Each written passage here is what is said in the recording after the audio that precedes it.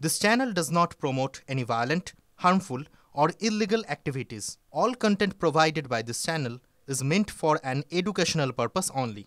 এবার চলুন যে ধাক্কাধাক্কি হয়েছিল বিধানসভার মধ্যে যেটার জন্য শঙ্কর ঘোষ অসুস্থ হয়ে পড়েন সেদিকেও একবার নজর রাখা যাক। ঠিক কি হয়েছিল?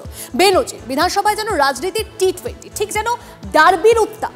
বারবার মার্শালদের ডাক পড়লো, লাইন দিয়ে সাসপেন্ড পরপর বিজেপি বিধায়ক, হাসপাতালে ভর্তি 2 বিজেপি বিধায়ক। এই মুহূর্তে breaking news, Great Eastern trading company দিচ্ছে festive sale offer. Lucky draw কন্টেস্টে পেতে পারেন গাড়ি, 2 wheeler, LED TV, electric kettle, mixer grinder এবং আরো অনেক কিছু। 65% ডিসকাউন্টের সাথে 20% ক্যাশব্যাক, এছাড়াও একটা ইএমআই ফ্রি, আকর্ষণীয় এক্সচেঞ্জ অফার, 10 কোটিরও বেশি উপহার ও ক্যাশব্যাক। এই সুযোগ হাতছাড়া করবেন না। আজই আসুন আপনার নিকটবর্তী গ্রেট ইস্টার্ন ট্রেডিং শোরুমে। খুশির 100 দিন কাটুক গ্রেট ইস্টার্নের সাথে। বিরোধী শূন্য বিধানসভায় বিজেপিকে শূন্যে নামানোর হুঁশিয়ারি মমতা বন্দ্যোপাধ্যায়। 64 জন বিজেপি বিধায়কের লড়াইকে কুর্নিশ শুভেন্দু অধিকারী। হালা মমতা একা বলবে, বিরোধী দলনেতাকে বাইরে রাখবে। আজকে আমার সাথীরা ওকে বুঝিয়ে দেবে বিজেপিতে একটা শুভেন্দু নেই, 65টা শুভেন্দু আছে। মঙ্গলবারই বিধানসভার অধিবেশনে সাসপেন্ড বিরোধী দলনেতা। বৃহস্পতিবারের অধিবেশন যে উত্তাপ ছড়াবে সেটা সকালেই বুঝিয়ে দেন শুভেন্দু অধিকারী। এদিন 1:20 অধিবেশন কক্ষে আসেন মুখ্যমন্ত্রী। শুরুটা হয় তারপরে। হাউসে সবাই ছিল, ঠিক আছে, আমি দেখেছিলাম, আমি সবার নাম ডেকেছি, যারা ছিল তাদের। এদিন বিজেপির পক্ষ থেকে বক্তা ছিলেন অরূপ দাস ও অগ্নিমিত্রা পাল, কিন্তু 1:18 আগে তারা উপস্থিত ছিলেন না। আমি বলছি ওরা যেহেতু বলছে 5 নম্বরে ওদের লিস্টে আগে নাম ছিল, ওদের একজন বলুক, আমি একটু ঘুরে আসি। মুখ্যমন্ত্রীর অনুরোধে অগ্নিমিত্রা পালকে বলতে দেন স্পিকার। আমি আপনাকে 15 মিনিট সময় দিলাম। I am allotting 15 minutes time for you. Agnimitra পালের বক্তব্যের শেষ দিকে আবার অধিবেশন কক্ষে আসেন মুখ্যমন্ত্রী। শঙ্কর বাবু, আমি আই রিকোয়েস্ট ইউ। ততক্ষণে স্লোগানে উত্তপ্ত অধিবেশন। বিরোধী দলনেতাকে সাসপেন্ড করার প্রতিবাদ। ঘড়িতে দুপুর 1:50। শঙ্কর ঘোষকে সাসপেন্ড করলেন স্পিকার। দুপুর 1:52। মার্শাল ডেকে বের করা হলো শঙ্কর ঘোষকে। দুপুর 1:55। শঙ্করকে বের করার সময় তুমুল ধস্তাধস্তিতে অসুস্থ হয়ে পড়েন শঙ্কর। বাইরে বিজেপি বিধায়ক শঙ্কর ঘোষ, আর ভিতরে না ছেঁচড়া দিয়ে তো তরকারি হয়, সে তরকারি তো তোমরা খাও, তরকারিকে কেন অপমান করবে? ছেঁচড়া কথাটাকে আমরা ভালোবাসি স্যার। এবার কিন্তু ওরা যখন বলবে, আমি বলে যাচ্ছি, আমাদের বেঞ্চ কাউকে বলতে দেবে না। ওরা যখন বলবে আগে শান্ত হোক।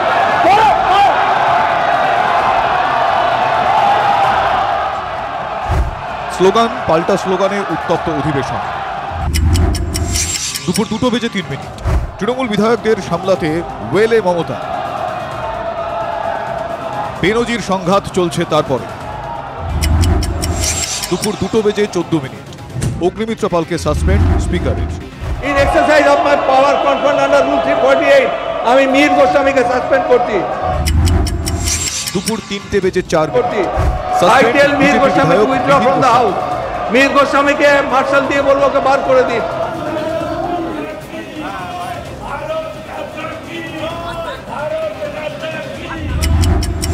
ঘড়িতে তখন 3:08। সাসপেন্ড করা হয় অশোক দিন্দাকে। পরপর সাসপেন্ড 4 বিজেপি বিধায়ক।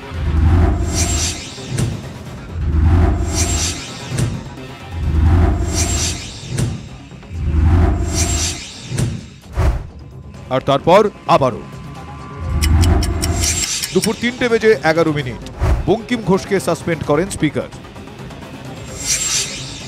একের পর এক সাসপেন্ড। 2 ঘন্টায় সাসপেন্ড বিজেপির 5 বিধায়ক। বিজেপির 64 জন এমএলএ বুঝিয়ে দিয়েছে আমরা সবাই এলোকে। বিজেপি মানে আমরা। বিজেপি প্রাইভেট লিমিটেড পার্টি নয়, ব্যক্তি নির্ভর দল নয়। Hats off to my team, BJP legislature team. মোদিজির সৈনিকদেরকে আমি স্যালুট করি। সিপিএম এর পর এবার বাংলায় বিজেপিকে জিরো করার হুঙ্কার মমতা বন্দ্যোপাধ্যায়। চুরি ডাকাতি করে বেঁচে আছে, দেশ বিক্রি করে দিয়েছে। বিজেপিকে জনগণ ধাক্কা দিয়ে বিগ জিরো করে দেবে। আগামী দিনে আপনাদের আর বিধানসভায় পাঠাবে না মানুষ। বিধানসভার বিশেষ অধিবেশনে বেনজির আক্রমণ মুখ্যমন্ত্রীর। আপনারা একতরফা স্লোগান দিতে পারেন না। আমি স্টুডেন্ট মুভমেন্টের প্রোডাক্ট। আমি যখন স্লোগান দেব সবকটা মুখে লুকো প্রস্তাব লাগিয়ে বসে থাকবে। করুন চিৎকার, কতক্ষণ ক্ষমতা আছে দেখছি, লড়ে নেব, বিজেপিকে ধাক্কা দিয়ে, জনগণের ধাক্কা দিয়ে জিরো করে দেবো, জিরো, বিগ জিরো করে দেবো। আগামী দিন আপনারা কেউ আসবেন না, কেউ আসবেন না, মানুষ আপনাদের পাঠাবে না। আপনারা বাংলা বিরোধী, আপনারা ডাকাতের সরকার, আপনারা বাংলা বিরোধী, আপনাদের নেতারা চোর, আপনারা চোর, চুরি ডাকাতি করে আপনারা বেঁচে আছেন, দেশটাকে বিক্রি করে দিয়েছেন। বিজেপি বিধায়করা বেরোয়নি, বিজেপির বিধায়করা মুখ্যমন্ত্রীকে বুঝিয়ে দিয়েছে যে ভারতীয় জনতা পার্টি কিভাবে চোখের চোখ রেখে লড়াইটা করতে হয় সেটা বুঝিয়ে দিয়েছে। ওর কথা বাদ দেন, ওর মাথার ডাক্তার দেখাক। ওটা ভারতবর্ষের লোক বলছে এর মাথা খারাপ হয়ে গেছে।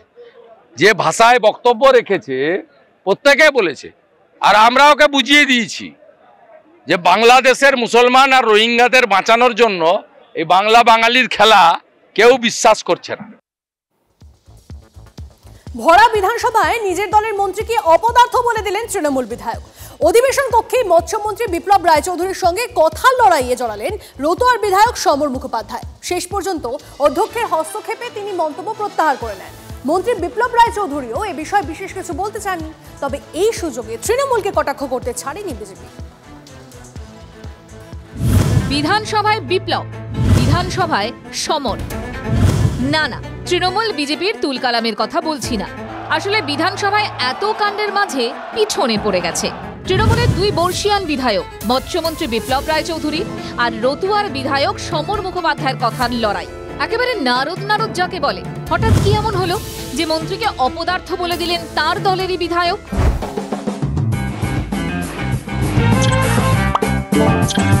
কথা উঠেছিল মৎস্য দপ্তরের অধীনস্থ সমবায় নিয়ে। বিপ্লব রায়চৌধুরীকে উদ্দেশ্য করে সমর মুখোপাধ্যায় বলেই ফেলেন মৎস্যমন্ত্রী অপদার্থ। জানেনই না রাজ্যে ফিশারিজের কতগুলো সমবায় আছে, সেগুলো বন্ধ হয়ে পড়ে আছে। মৎস্যমন্ত্রীও জবাব দেন ফিশারিজের 857টি সমবায় আছে বাংলায়, হতেই পারে এর মধ্যে কয়েকটা বন্ধ হয়েছে, কিন্তু সব বন্ধ এই তথ্য ঠিক নয়। তৃণমূলের দুই বর্ষীয়ান মন্ত্রী ও বিধায়কের মধ্যে কথা কাটাকাটিতে দৃশ্যতই অস্বস্তিতে পড়ে শাসক শিবির।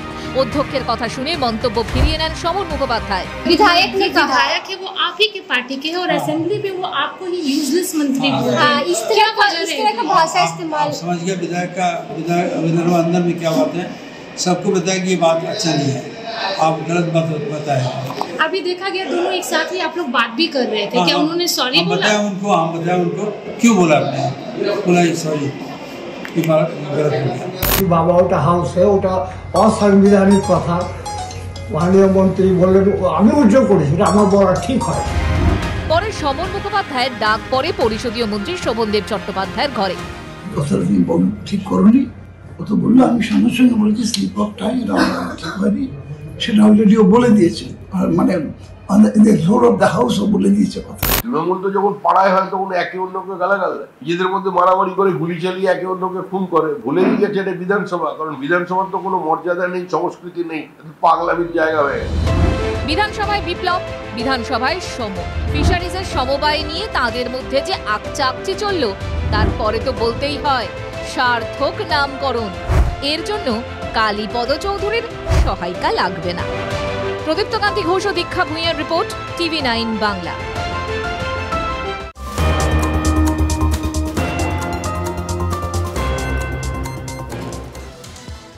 কুণাল ঘোষের বিরুদ্ধে 100 কোটির মানহানির মামলা মিঠুন চক্রবর্তীর। উদ্দেশ্যপ্রণোদিতভাবে অসত্য ও কুরুচিকর মন্তব্যের অভিযোগে কুণালের বিরুদ্ধে মামলা মিঠুনের। যদিও এ নিয়েও বিজেপি নেতাকে বিঁধেছেন তৃণমূলের রাজ্য সম্পাদক। কুণাল বলেন, যার মান আছে তার মানহানি হয়।